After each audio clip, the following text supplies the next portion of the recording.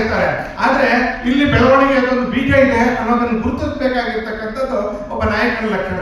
ಅದನ್ನು ಗುರುತಿಸಿ ಆ ಕಾಲದಲ್ಲಿ ಐಟಿ ಇಂಡಸ್ಟ್ರಿಗೆ ಟಾಕ್ಟರ್ ಇದೆ ಕೊಟ್ಟಂತ ಒಬ್ಬ ಧೀಮಂತ ರಾಜಕಾರಣಿ ನಾಯಕ ಪ್ರಧಾನಮಂತ್ರಿ ಸನ್ಮಾನ್ಯ ದೇವೇಗೌಡರು. ಇವತ್ತು ಅವರಿಗೆ ಸನ್ಮಾನ ನಡೀತಾ ಇದೆ.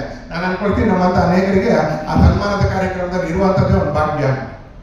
ಇನ್ನು ಯಡಿಯೂರಪ್ಪನವರು ತುಂಬಾ ಇತ್ತೀಚೆಗೆ ಅಂತ ಆಗಿರೋದ್ರಿಂದಾಗಿ ನಾನು ಬಹಳ ಹೇಳಬೇಕು ಅಂತ ಏನಿಲ್ಲ, ಯಾಕಂದ್ರೆ ನೆನಪುಗಳಲ್ಲಿರ್ತಕ್ಕಂಥವ್ರಿಗೆ ಹಸಿರಾಗಿದೆ ಅಂತ.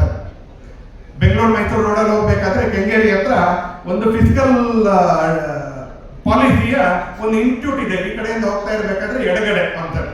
ಬಹಳ ಜನ ಭಾರತೀಯ ಜನತಾ ಪಕ್ಷದವರೆಗೂ ಅಧಿಕಾರಿ ವರ್ಗದವರೆಗೂ ಗೊತ್ತಿಲ್ಲ ಅಂತಲೇ, ಅದು ಯಾಕೆ ಅಲ್ಲಿದೆ ಅಂತ ಗೊತ್ತಿಲ್ಲ.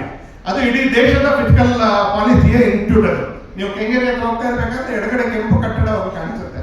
ಅದು ಸನ್ಮಾನ್ಯ ಯಡಿಯೂರಪ್ಪನವರು 7ಕ್ಕಿಂತ ಹೆಚ್ಚು ಸಲ ಬಜೆಟ್ ಮಂಡಿಸುವಂತ ಸಂದರ್ಭದಲ್ಲಿ ಆರ್ಥಿಕ ಶಿಸ್ತು ಅನ್ನೋ ಒಂದು ಶಬ್ದವನ್ನು ಆಡಳಿತದಲ್ಲಿ ಉಪಯೋಗಿಸ್ತಾರೆ, ಪತ್ರಿಕೆಗಳಲ್ಲೂ ಉಪಯೋಗಿಸ್ತಾರೆ, ಫಿಸಿಕಲ್ ಡಿಸಿಪ್ಲಿನ್ ಅನ್ನೋ ಶಬ್ದವನ್ನು ಉಪಯೋಗಿಸ್ತಾರೆ ಅಂತ. ಅವರು ಬಜೆಟ್ ಮಂಡಿಸ್ತಾ ಇರ್ಬೇಕಾದ್ರೆ ಆ ಫಿಸಿಕಲ್ ಡಿಸಿಪ್ಲಿನ್ ಅನ್ನು ಏನು ಕಾಪಾಡಿಕೊಂಡ್ರು. ಯಾಕಂದ್ರೆ ಒಬ್ಬ ರಾಜಕಾರಣಿ ಆದವನಿಗೆ ಬಜೆಟ್ ಮಂಡಿಸೋವನಿಗೆ ಜನಪ್ರಿಯತೆಯ ಹುಚ್ಚು ತುಂಬಾ ಜಾಸ್ತಿ ಇರುತ್ತೆ. ನಾನು ಅಲ್ಲಿ ದುಡ್ಡು ಕೊಟ್ಟೆ, ಇಲ್ಲಿ ದುಡ್ಡು ಕೊಟ್ಟೆ, ಅಲ್ಲಿ ದುಡ್ಡು ಕೊಟ್ಟೆ, ಇಲ್ಲಿ ದುಡ್ಡು ಕೊಟ್ಟೆ, ಕಡೆಗೆ ಎಲ್ಲಿಗೂ ದುಡ್ಡು ಕೊಡೋಕೆ ದುಡ್ಡೇ ಇರೋದಿಲ್ಲ, ಕೊಟ್ಟೆ ಅನ್ನೋ ಪೇಪರ್ನಲ್ಲಿ ಮಾತ್ರ ಇರುತ್ತೆ ಅಂತ.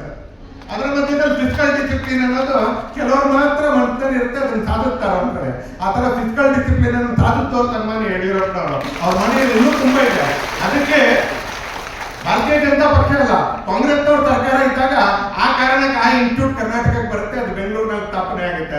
ಅದು ಒಂದು ರೀತಿಯಲ್ಲಿ ಪಾರಿತೋಷಕ ತರ, ಯಡಿಯೂರಪ್ಪನವರ ಫಿಸಿಕಲ್ ಡಿಸಿಪ್ಲಿನ್ ಪಾಲಿಸಿಯ ಪಾರಿತೋಷಕ ತರ ಆ ಇನ್ಸ್ಟಿಟ್ಯೂಟ್ ಸಿಗುತ್ತೆ.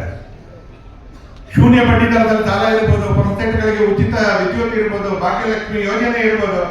ಎಷ್ಟು ಬಂಡ್ರು ಕೆಲವರು ಅಂತ ಕೇಳಿದ್ರೆ, ಇವತ್ತು ಬಂದಿರತಕ್ಕಂಥ ಸರ್ಕಾರ 18 ವರ್ಷ ಆದ್ಮೇಲೆ ಆ ಹೆಣ್ಮಗಳಿಗೆ ಹಣ ಕೊಡಬೇಕು, ಕೇವಲ ಬಿಜೆಪಿ ಸರ್ಕಾರ ಆರಂಭ ಮಾಡಿತು, ಯಡಿಯೂರಪ್ಪನವರು ಆರಂಭ ಮಾಡಿದ್ರು ಅಂತ ಬಂಡಿಗೆಟ್ಟಿರ್ತಕ್ಕಂಥ ಇವತ್ತಿನ ಸರ್ಕಾರ ಆ ಭಾಗ್ಯಲಕ್ಷ್ಮಿ ಪಾಲಿಸಿಯನ್ನ ಕೊಡ್ತಾ ಇಲ್ಲ ಅಂತೇಳಿ.